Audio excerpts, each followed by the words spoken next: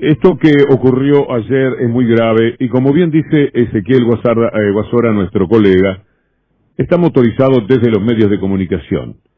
Y siempre miramos al grupo Clarín, porque es el principal fomento que existe para el odio y la separación terrible que existe en la sociedad.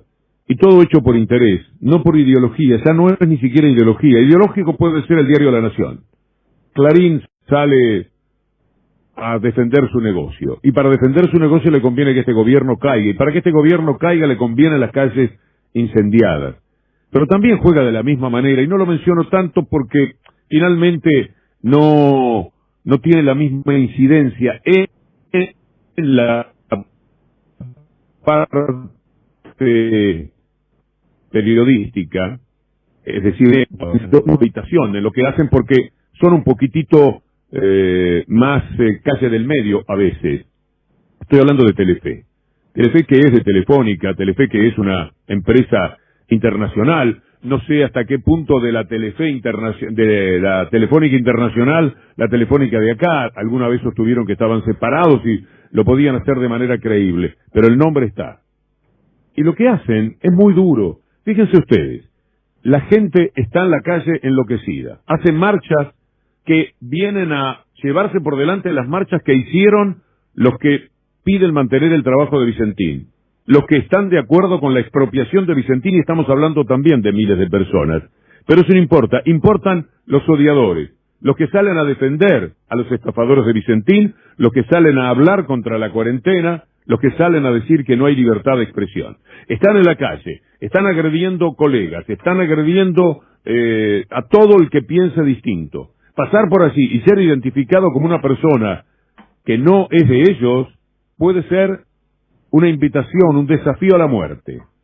Y mientras tanto, alguien dice que todo empieza por culpa del presidente de la República que concedió todo. La verdad que verlo, Alberto Fernández, con todos los popes antipueblo, con todos los que el enorme daño que han hecho significa haber sido parte del gobierno anterior, la huya que ayudó enormemente a destruir al gobierno anterior al que le había dado todo hasta el 2015, pero que ideológicamente estaba opuesto. La sociedad rural los sentó a todos ahí. La verdad que era difícil sobrellevar esa imagen.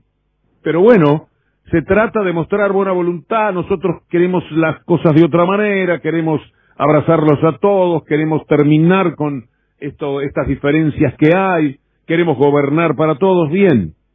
Nos tragamos eso. Dice que Rodríguez Larreta es su amigo y ya vimos lo que pasó después. Además, Rodríguez Larreta es un chanta. No es bueno tener un chanta de amigo, porque es un verdadero chanta. Y no puede no saberlo, por más puentes que quiera construir Alberto Fernández. Pero le pone toda la onda del mundo, Alberto Fernández, a decir, muchachos, vamos a caminar mejor, vamos a ver si podemos hacer una sociedad mejor. ¿Y cómo lo toman en Telefe? Lo toman de esta manera, que espero esté pronto porque la tomo de sorpresa a nuestra excelente compañera Julieta. Lo que en Telefe ocurría anoche, echándole la culpa al presidente, y verán por qué y con qué argumento. Alguien salió al cruce para explicar cómo había sido toda la frase en cuestión. Pero así no se puede vivir. No se puede vivir con interpretaciones sesgadas, caprichosas, absurdas, y que invitan a la violencia, justificando la violencia porque él fue el presidente de la República el que lanzó esta violencia, con sus palabras, que eran conciliadoras, con sus gestos de tener a esa gente sentada ahí con él, que también eran gestos conciliadores. Hizo todo lo posible, todo lo que le cae bien a mucha gente y bastante mal a la propia gente. Bueno, porque le ha sufrido mucho a esa gente que estaba rodeando ahí a Alberto. Pero en fin, construyamos, acompañemos también a Alberto Fernández en eso. Hagámoslo. Miremos para el costado y digamos, bueno, el tipo de la sociedad rural sentado ahí, de fiesta patria, juntemos los sectores más importantes, quizás hacía falta un toque eclesiástico que siempre ha tenido tanto que ver con esa cúpula, semejante esfuerzo? Porque la cifra no quiero ver esos noticieros te digan esto. Los ataques a la prensa contra C5N o contra un colega de Canal 13 son por igual graves. Pero también que en los últimos días hubo distintos hechos o tensiones protagonizadas por funcionarios del gobierno con respecto a periodistas que tampoco sembraron un buen camino. Esta frase, vine a terminar con los odiadores seriales, para mí es una frase muy polémica. Porque ¿qué es terminar con alguien? ¿Quién es quién para decir quién es el odiador con el que hay que terminar? Y por otro lado, como presidente, el presidente tiene que garantizar los derechos de todos. Los derechos sociales, pero también los políticos. No, digo, la frase vine a terminar, ¿quién puede terminar con alguien? O sea, es una frase para mí muy polémica. Y termina desandando lo que dice antes. Claro, el contexto era lo anterior, entiendo lo que decís, pero... ¿Quién puede terminar con alguien? Es una frase... No, pero me parece que te estás quedando con un pedazo. ¿Te puedo leer la frase del discurso entera? La acabo de escuchar. Vine acá a terminar... No, pero es que la cortaron. Vine acá a terminar con los odiadores seriales. No vengo a instalar un discurso único, sé que hay diversidad y la celebro y la propicio. Lo que necesito es que sea llevada con responsabilidad, es la frase completa. A ver, no, bueno, vos es muy poco feliz esto, vine a terminar con...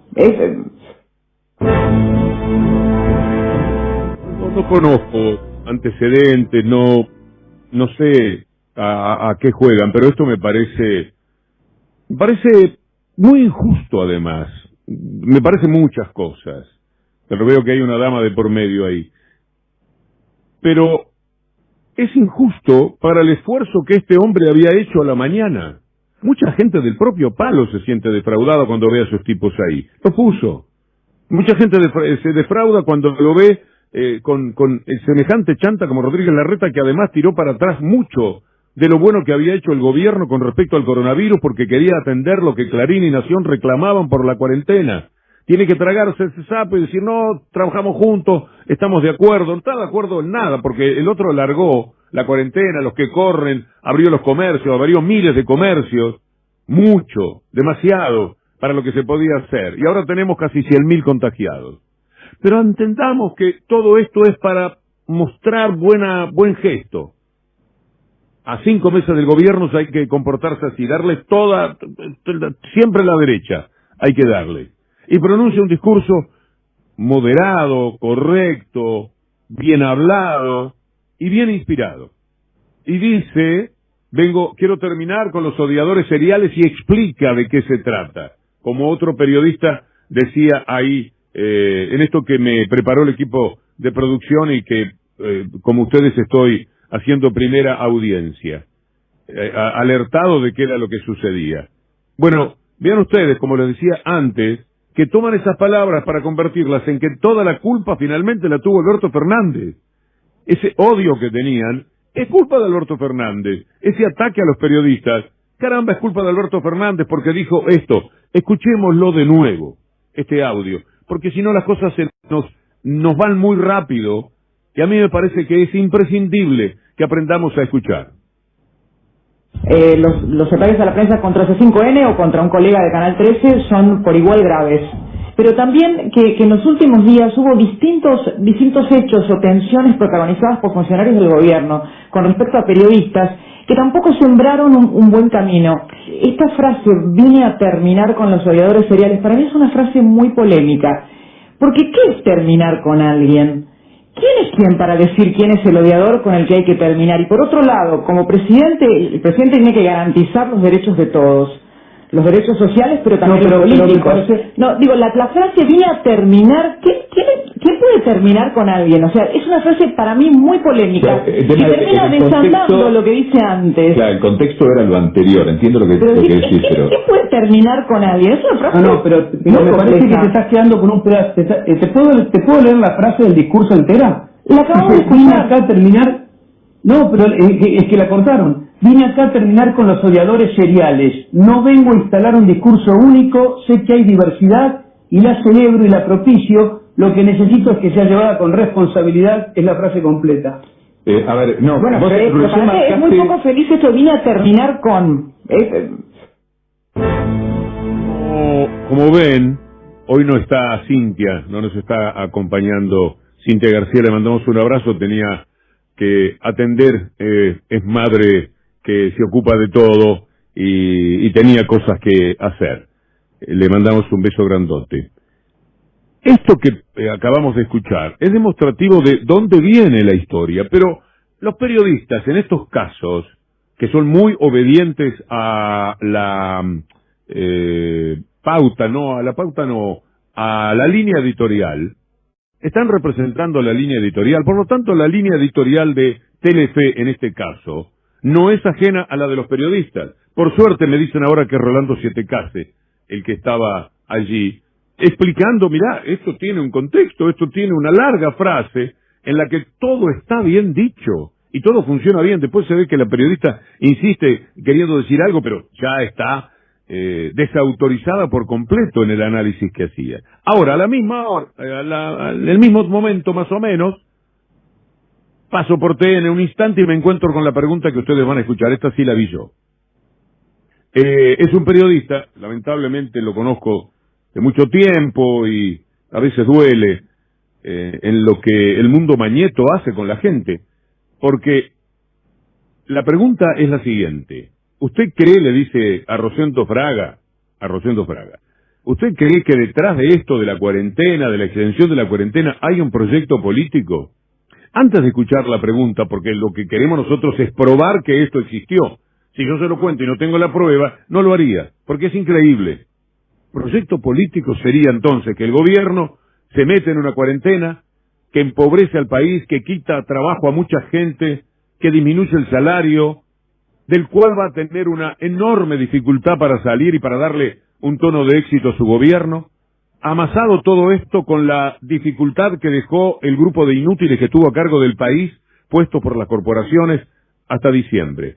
Es decir, el proyecto sería, paremos el país, hundamos al país, que no trabaje las pymes, que miles de pymes cierren, que los comercios no puedan abrir nunca más. Este es nuestro proyecto. ¿Existe esa posibilidad?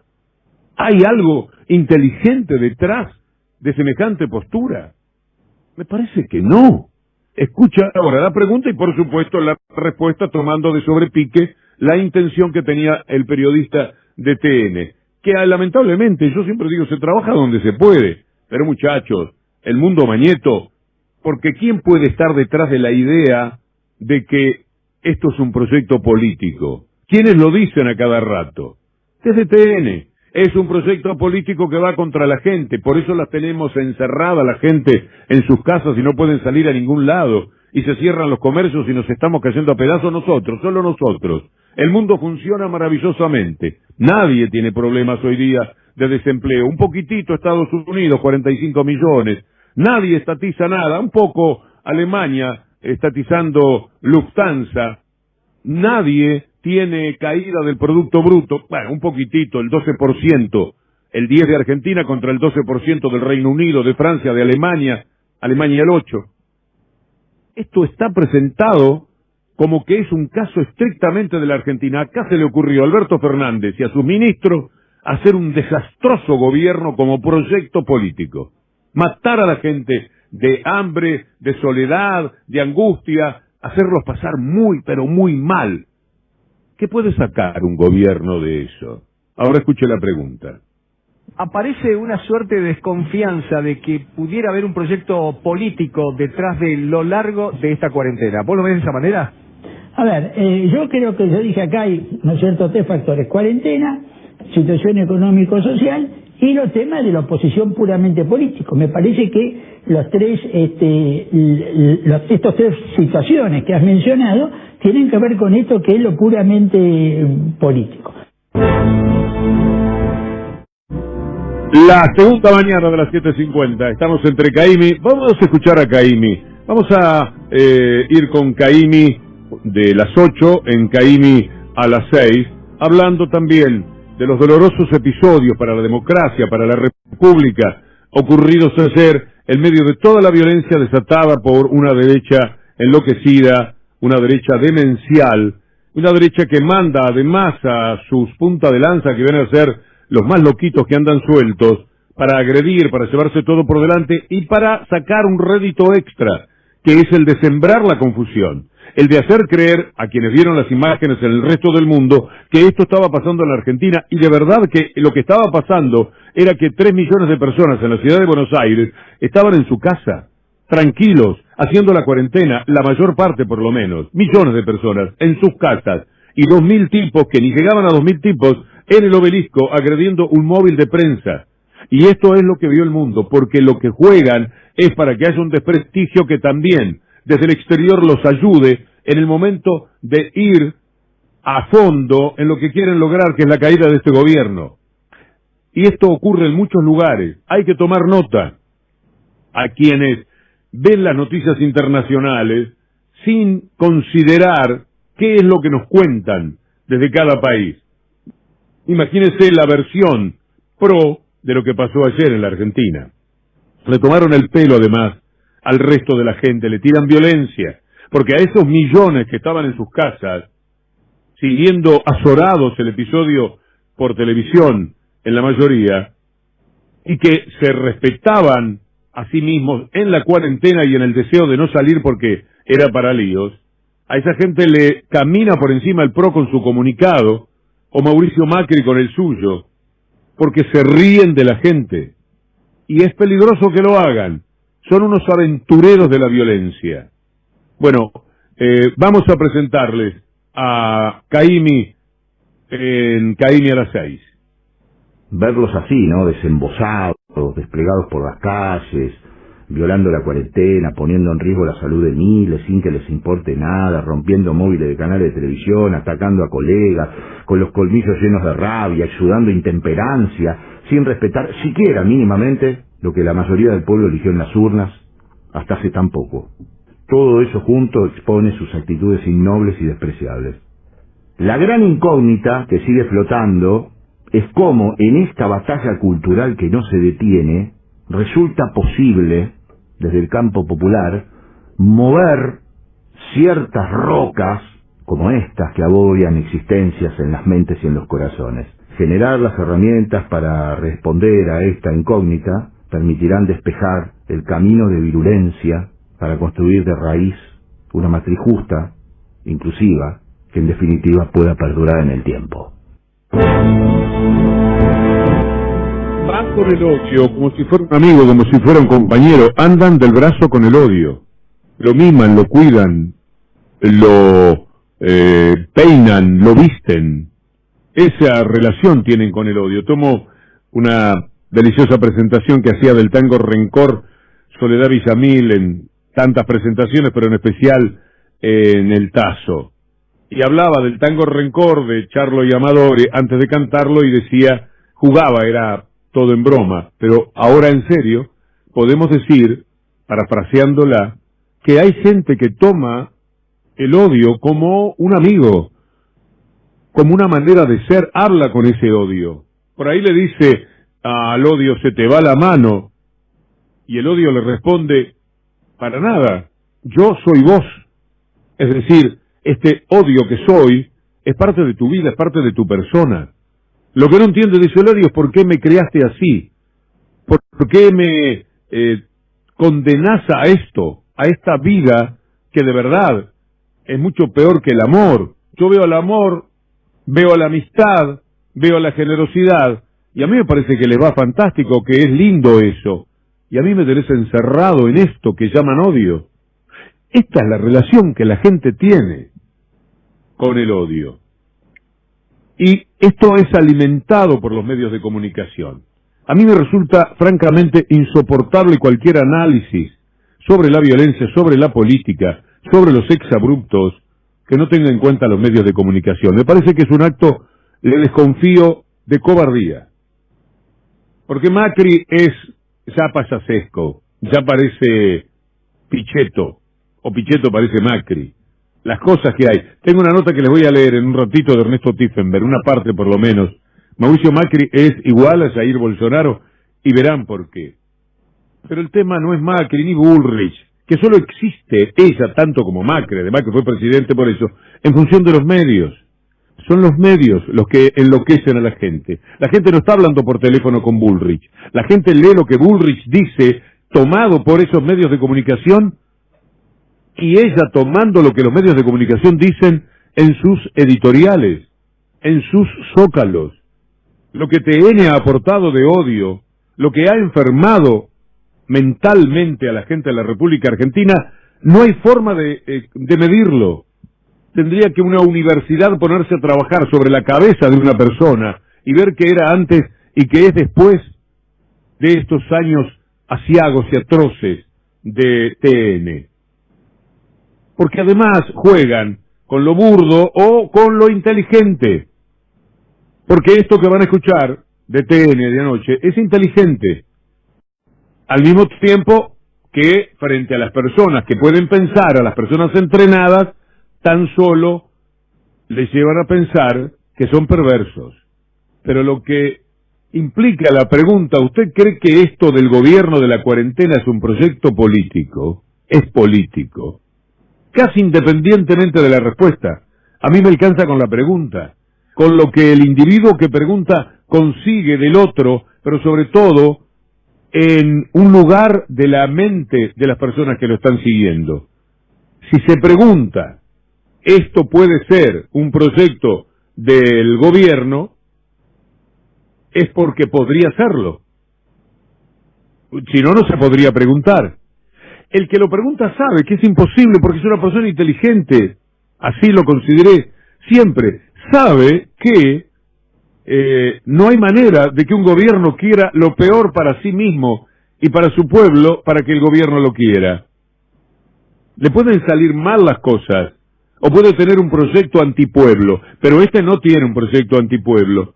Pero además, en todo caso, ¿cómo sería posible que el proyecto de Alberto Fernández fuese angustiar a la gente, tenerla encerrada, quitarle su trabajo, hacerle cerrar su negocio, para después qué? ¿Qué hay detrás de ese proyecto? ¿Qué podría haber? Entonces, el que pregunta sabe que es un disparate, pero también conoce que el que recoge ese disparate está fértil para trabajar sobre esto. Y después va y lo repite. El gobierno no quiere darnos libertades. ¿Qué libertad nos está quitando? ¿La de no enfermarnos? ¿De esto se trata? Esta es la lucha. Si estuviera equivocado, que no lo está, el motivo es maravilloso. Cuidar la vida, cuidar a su gente y pagar un precio político. La pregunta real es, ¿usted cree que el gobierno paga un costo político tremendo e injusto por esto? Porque queriendo hacer las cosas bien, se las quieren presentar como si las hiciere mal. Es absolutamente imposible, inimaginable que un gobierno quiera dañarse de esta manera. Provocar esto que cuando pase un mes, 2 meses, 3 meses, le significará un dolor de cabeza interminable que se arrastrará ese dolor por todo el periodo de gobierno, dificultando todo, las elecciones del año que viene, las otras elecciones, generando que puedan hablar estos medios de la pobreza que va a haber, que es mayor que la que dejó Macri, mire cómo será, hablando de la desocupación, contra lo que este gobierno estaba preparado para luchar, abrazo partido, y le dio vuelta la mano. ¿Cómo podría ser un proyecto político? La consecuencia es gravísima. Lo que este gobierno va a pagar por hacer las cosas bien nunca fue visto, porque lo que hizo fue humano, fue decente, fue protector de todos nosotros, y asumiendo el riesgo, porque efectivamente, entre los que se enojan y se lo bancan, y los que se enojan y no se lo bancan tanto, hay números muy altos de personas. Y cuando la persona que se quedó sin trabajo quiera retomar y no haya trabajo, con toda la gente diciéndole fue por culpa de aquella cuarentena, ¿puede ser un proyecto político ese del gobierno? Y cuando la persona que entró a la pobreza y no estaba, pese a la caída en el neoliberalismo, no había caído en la pobreza, cuando caiga, ¿qué va a decir del gobierno? Por supuesto que no va a estar para nada satisfecho. La oposición, tan pobre, tan perversa, tan maligna como es, y tan poco inteligente porque es bruta, como es la derecha siempre, tiene para el año que viene una gran ventaja. Cuando las vacaciones lleguen, y ya no falta tanto, medio año, la gente no va a poder tomarse vacaciones. Y eso van a decir, poca gente de vacaciones. ¿De dónde va a sacar la gente para las vacaciones? Va a ser muy difícil, por lo menos. Mire que estoy diciendo esto con un inmenso deseo de equivocarme. Nada me daría más placer. Pero vienen meses complejos, duros para la gente. ¿Y quién lo va a pagar sino el gobierno? Vivimos a la casa de un culpable. Y los gobiernos siempre quedan cómodos. Aún los gobiernos que incluyen y los gobiernos que piensan en la gente como este. Indudablemente pensado para la gente, votado por la gente porque sabía que era la única posibilidad que tenía frente a la cruel derecha que durante 4 años robó y estafó al país. Pero hay que luchar contra esos medios de comunicación. Entonces, la pregunta es, a los que disimulan y siempre hablan de Macri y se agitan con Macri y con Bullrich y demás, ¿qué hace más daño? ¿Macri, que es previsible y que sabemos desde qué lugar habla? ¿O esto otro, que es un medio de comunicación acusando al presidente de ser el gestor de la violencia de ayer? Porque lo que se preguntó, lo que se dijo cuando manifestó, vengo a terminar con el odio, con los odiadores seriales, y lo pone en un contexto magnífico, en el mejor tramo posiblemente de su discurso. En Telefe lo tomaron para el lado de decir, esto fue lo que enloqueció a la gente. ¿Cómo va a decir vengo a terminar? ¿Con qué viene a terminar? ¿Con quién va a terminar? Mire qué pregunta puesta en esa gente tipo Obelisco para que él la tome. ¿Qué quieren hacer? ¿Con quién quieren terminar? ¿Me quieren matar? ¿Me quieren callar? ¿Me quieren meter preso? ¿Con qué quieren terminar? Eso es lo que hay detrás de la pregunta. Por suerte alguien allí mismo salió al cruce para decir no, no es así. Lo vamos a escuchar de nuevo y acto seguido a lo que dice el periodista que trata de explicar, y creo que lo consigue, vamos a poner las verdaderas palabras de Alberto Fernández para que usted tenga un combo que le permita ser lector de zócalos, de palabras que se dicen a través de los medios de comunicación y de cuál es la intencionalidad. Ahora que sé que Telefe es Viacom, Viacom es Estados Unidos, y estas grandes empresas son frecuentadoras de una embajada que mucho colabora con el estado de locura y con la derecha, y que siempre aporta y que siempre está manejando desde atrás todo esto, como quedó demostrado en los libros escritos sobre lo que mandaba cada embajada de América Latina y en particular la de Argentina al Departamento de Estado. Entonces, los enemigos son invisibles, una especie de coronavirus. ¿Qué es Viacom haciendo, alentando o protegiendo un periodismo en el cual hay perversidad manifiesta, absurda, de convertir buenas palabras, decentes palabras, en una actitud de alguien que va a terminar no se sabe con qué? Podría ser hasta con la vida. Lo que ocurre con el periodismo en la Argentina es una tragedia. La tragedia nacional es el periodismo fundamentalmente de los grupos que llamamos hegemónicos. Hegemónico, por así decirle, para más o menos identificarlo, pero como usted no pide en el kiosco, me da el diario hegemónico, usted dice me da Clarín o me da La Nación, hay que ponerles el nombre. Y no hay nada de lo triste que ocurre en la Argentina que no tenga relación con esto. La mañana. Una señal.